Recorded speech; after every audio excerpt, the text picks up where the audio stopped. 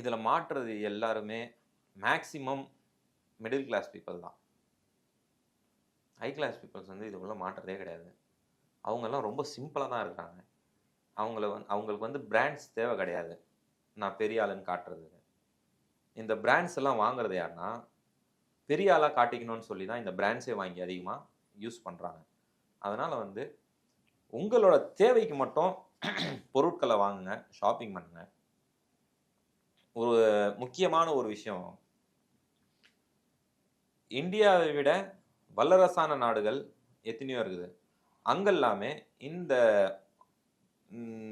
Online business flop நம்மளை விட கம்மியாக தான் அங்கே சேல் நடக்குது.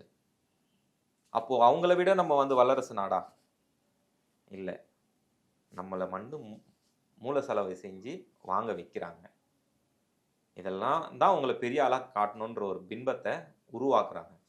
எல்லாத்துக்குமே காரணம் மொபைலும் மீடியாவும் டிவியும் தான்.